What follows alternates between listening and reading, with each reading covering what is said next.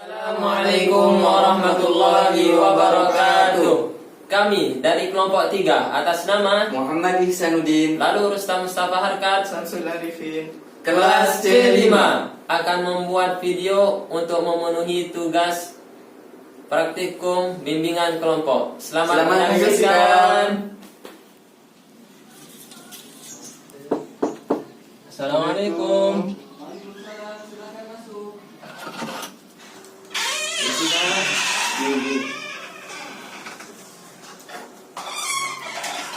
Monggo.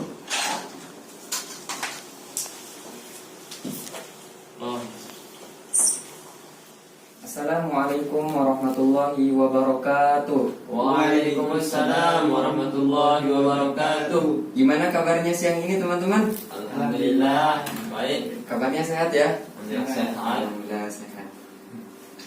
Pada kesempatan kali ini kita akan melakukan bimbingan kelompok. Di mana sebelum bimbingan dimulai, teman-teman semua memperkenalkan diri masing-masing terlebih dahulu. Silakan mulai dari saudara sebelah kalian. Perkenalkan, nama saya Lalu Rustam Mustafa Harkat. Dipanggil Rustam, bisa juga dipanggil Lalu. Hobi saya ngedrum. Hobi saya ngedrum. Pemusik ya? Iya. Pemusik. Terus cita-cita saya banyak sih cita-citaku. Di antaranya ya guru, dosen kayak gitu. Masya Allah. Terus masih perkenalkan, nama saya Samsul Arifin, biasa dipanggil Samsul. Hobi saya main bola, bisa bulu tangkis, intinya olahragawan. olahragawan. Cita-cita saya sangat berbeda dengan hobi saya. Cita-cita saya bisnismen karena saya berbakat beternak. Masya Allah. Setelah kita melakukan sesi yang namanya perkenalan, saya sekarang belum perkenalan. Perkenalkan, nama saya Muhammad Ihsanuddin, biasa dipanggil Ihsan. Hobi saya biasa menulis atau menonton. Jadi penulis. Mudah-mudahan jadi penulis. Amin. Amin. Cita-cita. Cita-cita. Iya. Cita-cita saya jadi ini, wirausaha. Semoga dikabulkan. Amin. Setelah kita melakukan yang namanya perkenalan, pada kesempatan kali ini kita akan melakukan bimbingan kelompok. Di mana sebelum bimbingan kelompok dimulai, alangkah lebih baiknya kita berdoa terlebih dahulu. Berdoa di dalam hati, mulai. Berdoa selesai. Teman-teman semua, bimbingan kelompok, siapa yang tahu pengertian dari bimbingan kelompok? Ada yang tahu? Dibimbing secara berkelompok. Dibimbing secara berkelompok. Iya. Bagus sekali. Nah, ternyata bimbingan kelompok itu suatu pemberian bantuan kepada individu melalui sistem kelompok. Nah, seperti itu. Jadi kita sekarang akan melakukan hal tersebut. Dimana sebelum dimulai, alangkah lebih baiknya kita mengetahui asas-asas dalam bimbingan kelompok. Ada beberapa asas. Pertama, asas keterbukaan, dimana nanti teman-teman dituntut untuk mengeluarkan pemikirannya, sanggahannya, ataupun ide-ide terbaiknya. Nah, itu asas dari keterbukaan.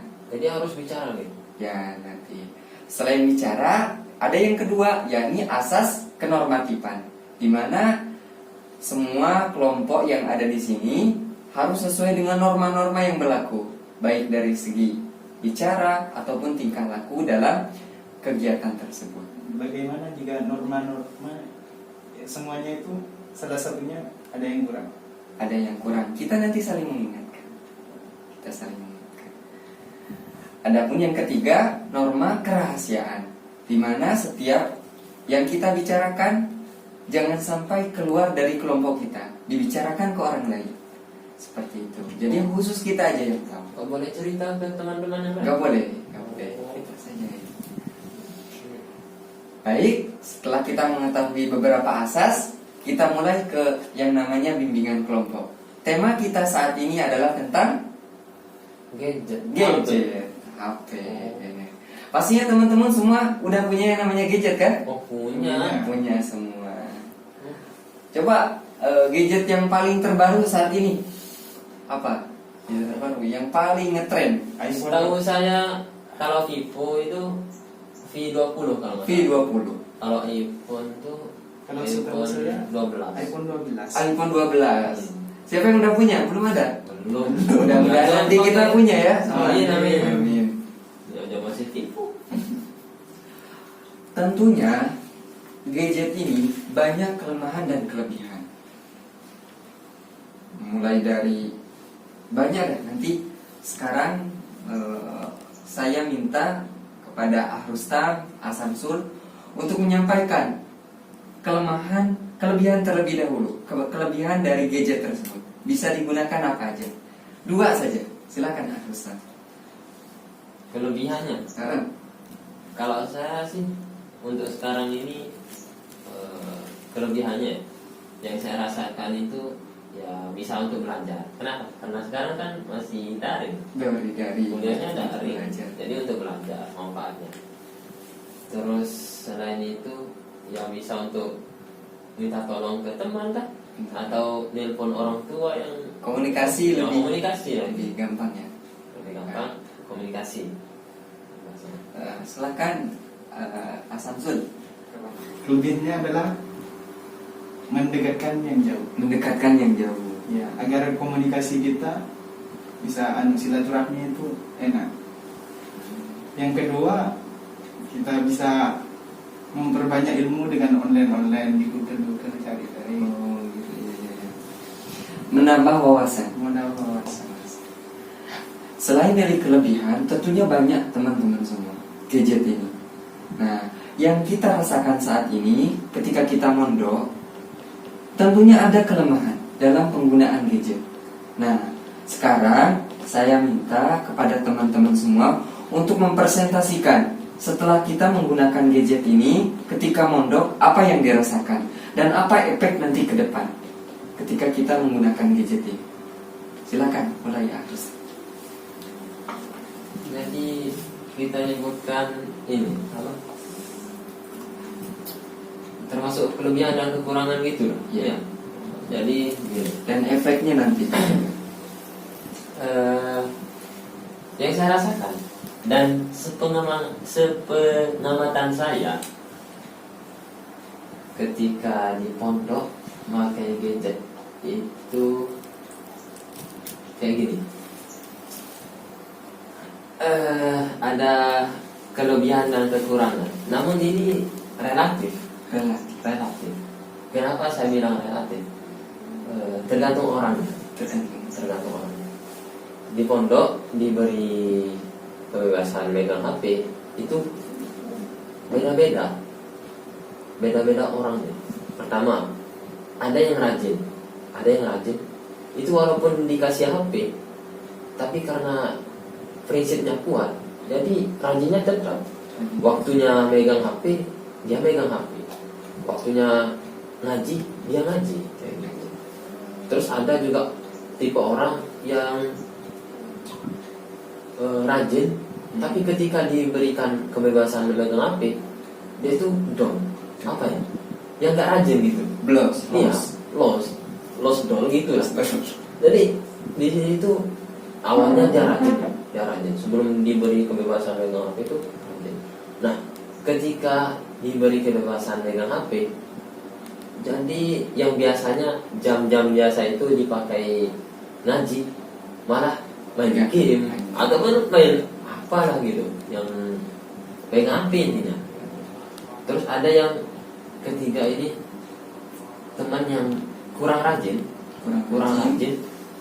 setelah diberi kebebasan megang HP malah makin gak rajin. Makin. Iya kayak gitu. Mungkin 3 tipe ini yang saya lihat. Oh iya. Jadi kalau penglihatan saya sih mungkin lebih banyak ke apa ya? Mengatur nanti. Iya, kalau solusinya mungkin mengatur ya, Mengatur, iya. bisa mengatur waktu. Ataupun kalau nggak bisa dari pribadinya, mungkin dari peraturan pondok ini kayak gitu. Betul. Sekarang efek nanti setelah itu apa? Ada efek gak yang dirasakan nanti ketika terus-terusan baik kita ke tipe A, B sama C itu ada efeknya gak masing-masing? Untuk efek itu mungkin ada efeknya. Untuk tipe yang pertama itu efeknya ya mungkin baik lah, baik. Karena pemakaiannya dia itu untuk kuliah, Sesuai untuk, ya? Iya, yang sesuai semua. Nah, yang kedua ini saya rasa bahaya. Kenapa saya bilang bahaya? Karena ya itulah yang awalnya dia rajin, waktu-waktu luang dipakai untuk ngaji, belajar yang lain, malah pegang HP, kerjaan yang kurang bermanfaat lah ya gitu. Jadi agak bahaya. Terus yang ketiga ini paling bahaya. Paling bahaya. Iya. Apa ini? Pada yang sebelumnya nggak dikasih HP itu nggak rajin, ya banyak tidurnya, kayak tidur. Terus ya dia itu normalnya pas program ikut program. Karena nggak program ya enggak gitu, nggak ngaji nggak apa. Malah pas sekarang dikasih HP itu ikut program, cuman kayak kurang fokus. Terus pas waktu nggak program itu lebih banyak megang HP. Mungkin itu. Sekarang Rustam yang mana nih? Termasuk tipe yang mana kira-kira yang dirasakan? Kalau saya mungkin tipe yang kedua. Termasuk bahaya juga ya? Iya, bahaya. Termasuk bahaya. Sekarang giliran Samsul yang berbicara. Menurut saya teman dari HP atau gadget ini menjauhkan yang dekat. Misalkan kita berkumpul kayak gini, kita bertiga fokus sama HP sendiri, jadi kurang sosial. Kurang sosialnya. Iya, sosialnya kurang. Nggak bisa sharing yang dekat, malah yang jauh. Dari tadi tipe yang Rustam sampaikan, kira-kira Samsul termasuk yang mana tuh? Nah, yang dirasakan. Kalau saya terkadang yang nomor 2, terkadang nomor 3. Tergantung sikon. Jadi sekarang udah mengetahui kita termasuk yang mana. Nah sekarang saya minta kepada teman-teman untuk menyampaikan satu solusi untuk membuat kita mengupgrade diri agar tidak terjerumus kepada yang namanya gadget. Coba mulai dari Samsul dulu. Menurut saya caranya dengan membatasi waktu. Biasanya kalau waktunya ini ya ngaji. Jadi kita dari jam segini main HP gak apa-apa. Tapi setelah jam ini sampai ini harus fokus ngaji gitu. Atau fokus belajar, fokus di dosa gitu. Jadi Intinya pembagian waktunya. ya pembagian waktu. Sekarang Rustam. Kalau dari saya pribadi sih gini juga, termasuk sependapat juga seperti saudara Samsul itu memilih waktu. Nah, mungkin dengan upaya membuat schedule kayak gitu, kita buat schedule sendiri, tempel di lemari lah kayak gitu. Dan juga cari teman yang menjadi partner. Jadi cari Kita kasih tahu ini loh, ini schedule saya kepengen ini bisa tercapai. Nah di schedule itu kita buat target juga, terus setelah target itu ada apa, punishment sama reward. Reward saya gitu. Jadi ketika target ini bisa tercapai, kita kasih reward kita sendiri. Kalau enggak, ya kita kasih punishment kayak gitu. Mungkin dengan partner juga kita ngasih tahu teman bisa minta tolong nggak? Ini saya pengen target ini bisa saya capai, antum bantu saya gitu, bantu saya. Karena kalau ada partner itu kadang kita malu ketika nggak rajin itu dilihat sama ternyata kayak gitu kan, malu. Jadi mungkin solusinya kayak gitu. Baik, bagus sekali teman-teman. Baik dari solusi, ide teman-teman sangat bagus. Mudah-mudahan nanti ke depan teman-teman bisa mengaplikasikannya. Amin. Mungkin bimbingan kelompok kita kali ini dicukupkan sekian. Semoga teman-teman semua bisa mengaplikasikannya. Dan terima kasih atas waktunya dan atas partisipasinya. Kita akhiri pertemuan kita dengan mengucapkan Assalamualaikum warahmatullahi wabarakatuh. Waalaikumsalam warahmatullahi